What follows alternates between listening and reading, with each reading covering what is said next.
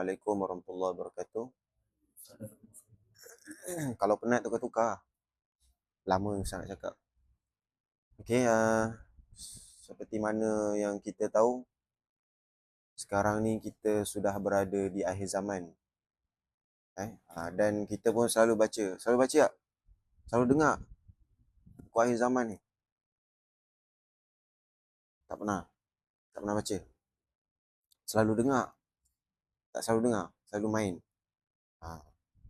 Jadi sekarang ni kita dah tak boleh main-main sangat. Main-main boleh, tapi jangan main-main sangat. Jangan suka-suka sangat. Sebab kita dah di akhir zaman. Dan sementara kita nak menunggu kiamat, ada kiamat yang sedang menunggu kita. Apakah tu? Kematian. Jadi kematian ni kiamat kecil kita panggil. Dan dia sedang menunggu kita. Dia tengok je kat luar. Oh, lama lagi ni. Oh, kejap lagi ni. Dia tahulah waktunya bila. Ada malaikat maut sedang memerhati kita. Dia sedang menunggu giliran kita. Okay, tadi orang ni dah. Lepasnya kita pula. Jadi sebelum kita meninggal ni, kita kena buat persiapan. Apa persiapan yang kita boleh buat? Nabi ada pernah bagi tahu ada satu amalan ni kalau bukan satu amalan. Nabi bagi tahu bila meninggalnya kita ni akan terputus segala amalan kita. Maknanya kita dah tak boleh nak tambah pahala. Kita dah tak boleh nak cari pahala lagi dah. Dah meninggal. Orang meninggal boleh buat pahala lagi tak? Boleh lagi tak? Nak baca Quran nak baca Quran kejap lah. Boleh? Orang dah dikapan kan tiba-tiba dia bangun baca Quran. Tak boleh lah orang dah meninggal tak boleh buat amalan apa-apa dah. Melainkan 3 perkara sahaja. Apakah 3 perkara tu? Doa anak yang soleh. Lagi? Sedekah. Lagi? Ilmu yang bermanfaat. Jadi 3 amalan ni kalau kita buat, pahala kita akan jadi berterusan. Walaupun kita dah duduk dalam kubur. Seronok tak? Duduk dalam kubur, kita tak buat apa-apa, terbaring itu, tiba-tiba pahalanya bertambah. Seronok tak? Seronok kan? Jadi sementara kita ni masih hidup, lakukanlah 3 amalan ni. Yang mana yang kita mampu? Doa anak yang soleh tadi. Boleh tak? Ada anak. Siapa kat sini dah ada anak, dah kahwin? Dah bercinta, dah berkahwin? Dah ada awet? Dah ada anak? Siapa?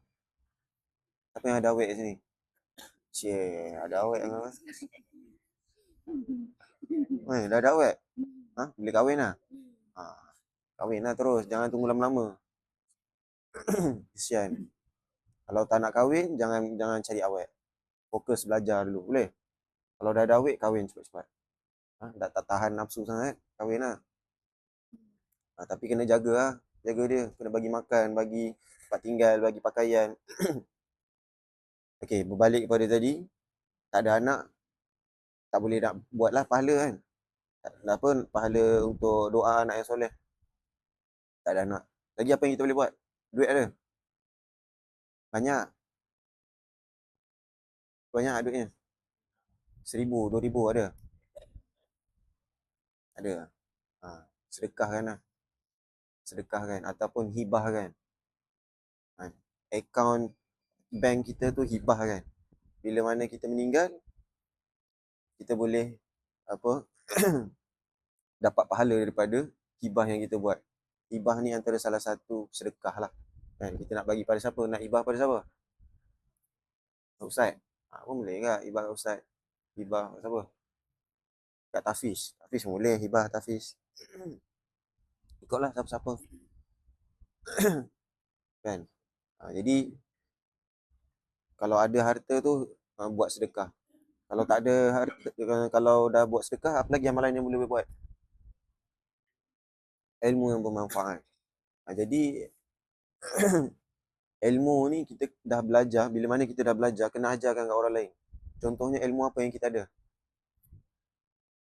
Ilmu Al-Quran lah. Kita pandai baca, ajarkan kat orang lain. Nanti kita dapat pahala. Contoh, ada budak baru masuk belajar. Pergi ajar dia. Itu antara peluang untuk kita dapat pahala yang sangat banyak. Jadi kalau kita ajar dia daripada dia tak pandai, sampai dia pandai, banyak pahala kita dapat. Dan bila mana kita dah meninggal, dia masih baca Quran. Lepas tu dia ajar pula dekat orang lain. Tak ke dia jadi macam lepas tu dia ajar kat orang lain. Dia ajar kat anak bini dia. Semua buat benda yang sama. Banyak tak banyak? Pahala. Kan? Ha.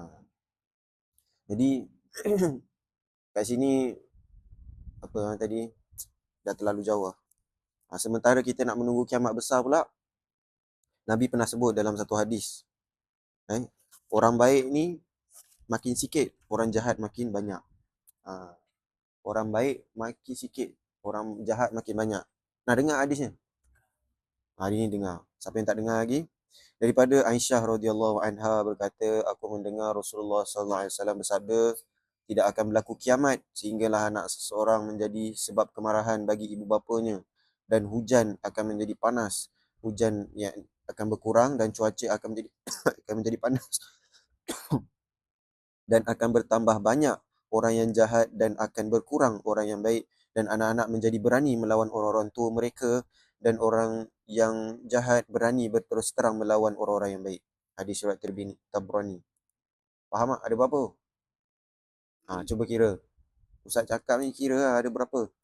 Daripada Aisyah radhiyallahu anha berkata, aku mendengar Rasulullah SAW bersabda, tidak akan berlaku hari kiamat sehinggalah anak seseorang menjadi sebab kemarahan bagi ibu bapanya, dan hujan akan menjadi panas, yakni hujan akan berkuranglah dan cuaca akan menjadi panas, dan akan bertambah banyak orang yang jahat dan akan berkurangnya orang yang baik, dan anak-anak menjadi berani melawan orang-orang tua mereka, dan orang yang jahat berani berterus terang melawan orang-orang yang baik. Hadis riwayat Tabrani. Ada berapa? 5 ke 7? Ya, betul. Okay, keterangan hadis. Di antara tanda-tanda dekatnya kiamat. Tadi Nabi nak bagi tahu kiamat ni kita boleh tengok. Ada tanda-tanda dia. Kan? Kita boleh tahu. Okay. Bila ada tanda-tandanya ni, boleh tukar. Penat lah? Penat? Jadi bila nak berlaku kiamat ni, kiamat tahu tak kiamat?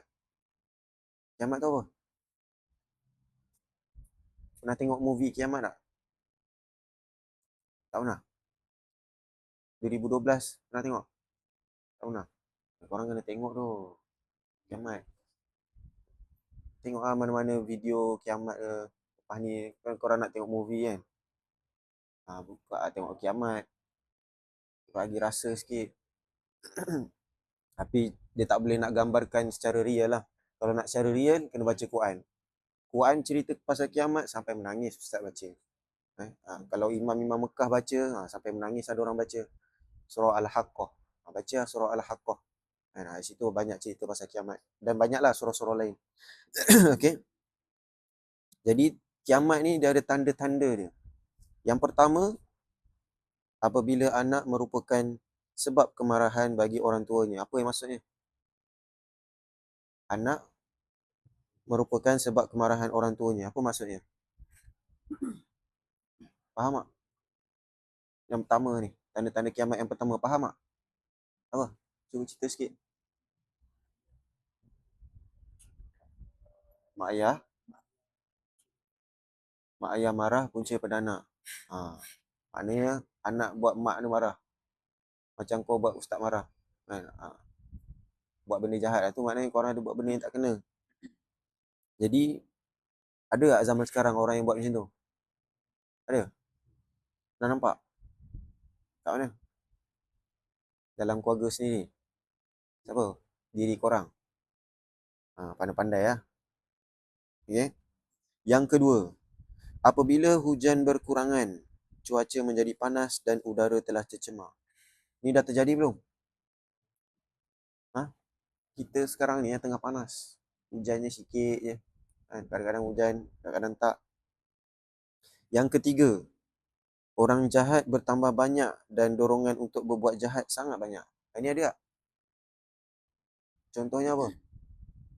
Orang jahat sangat banyak. Dan dorongan untuk berbuat jahat sangat banyak. Faham tak? Contohnya, kita nak buat jahat dekat sekolah kan, ada kawan-kawan yang terus lagi salahkan kereta cikgu, bocorkan kereta cikgu kan. Itu contoh yang berlaku dekat sekolah sekarang ni. Ha. Jadi orang jahat ni bertambah banyak. Orang jahat dia bertambah banyak. Okey, poin dia kat sini lah Ustaz nak tegur. 3. Orang jahat bertambah banyak. Jadi kalau kita tak tegur, orang orang jahat ni akan terus bertambah banyak. Macam Ustaz tak tegur korang, korang pun akan terus melakukan kejahatan. Betul tak? Kalau Ustaz kata, apa, kalau Ustaz biar je, biar je budak tu buat kejahatan, buat kesalahan, biar tak rotan, tak datang apa surau ke apa, tak tahajud, kena rotan sebab tajwid salah. Yalah salah, tak tegur kan? Biar. Agak-agak bahaya. Bahaya, sangat-sangat bahaya. Kalau ada kejahatan kita tak tegur, kalau ada kesalahan kita tak tegur, dia akan jadi sangat bahaya. Okay? Jadi kalau ada nampak kejahatan, tegur. Kan? Contoh macam tadi, solat. Ada banyak kesalahan. Banyak kesalahan, banyak kekurangan. Sepatutnya tak berlaku lah. Sepatutnya kena check dulu dengan imam, dengan yang orang yang biasa jadi imam, bacaan kita macam mana. Jangan rasa kita ni betul, samalah dengan Ustaz. Kalau ada salah, betul kan? Jadi kalau tadi Ustaz nak tegur lah, boleh tak Ustaz tegur? Boleh? Tapi nanti kita ni lah, personal lah. Sebelum kita nak jadi imam, pastikan keadaan kita, ilmu kita sangat mantap lah. Tak adalah mantap sangat, maksudnya kita boleh tajwid kita betul. Tajwid je, sebab kita nak bawa jadi imam kan. Kita wakil daripada semua. Masukkan belakang. Belakang ni ada pengetua sekolah. Ada orang-orang ustazah. Ustaz kat belakang. Jadi kita mengetuai solat tu, kena yang terbaik lah. Bacaan doanya, zikir selepas solatnya, kena yang terbaik. Jangan rasa-rasa. Boleh je nak cuba. Kalau tadi tak salah pun. Sebab dia mungkin nak cuba jadi imam, tu tak ada masalah. Kita bagi. Tapi lepas ni, kena check dulu kan. Macam ada beberapa orang, dia kena check dulu. Ada orang tak perlu check sebab dia dah kena rotan sebelum ni dengan Ustaz. Siapa yang kelas dengan Ustaz, dia akan jaga tajwid dia. Siapa yang tak kelas dengan Ustaz, dia tak akan jaga tajwid dia. Siapa nak kelas dengan Ustaz? Siapa yang pernah kelas dengan Ustaz, dia akan jaga tajwid dia. Siapa yang tak pernah, dia tak akan tahulah apa itu tajwid. So, tajwid sangat penting. Ketika belajar, kalau Ustaz tegur, salah, jangan hafal. Pergi betulkan dulu. Sebab kau hafal benda yang salah. Hafal benda yang salah susah nak betulkan. Biar hafal yang betul, susah nak lupa. Kan? Jadi kalau dah hafal benda yang salah, dia susah nak lupa yang salah, yang betul yang mana. Jadi pastikan kalau hafal Al-Quran ni, hafal yang betul. Sebab tu kena check dengan kawan.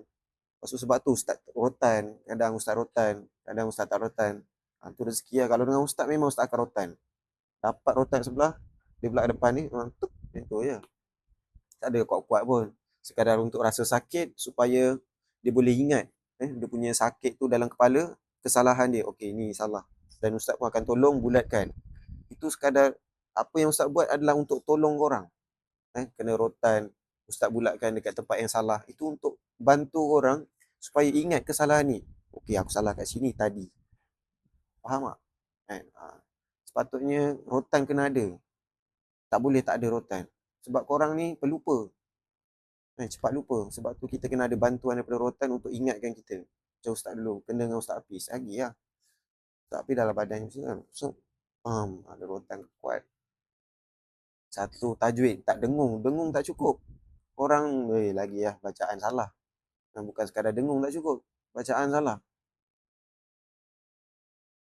Ustaz kena rotan. Dengung tak cukup. Jadi, bila mana kita dah betul, dah biasa. Mula-mula memang lah kan. Lama-lama biasa lah. Sebab kita tak biasa. Boleh tak? Kan? Jadi jangan biarkan kesalahan kita ni lama-lama jadi satu kejahatan. Kalau dibiarkan lama-lama. Biarlah kita betulkan supaya kita jadi lebih baik. Kita nak jadi orang baik. Nak jadi orang baik tak?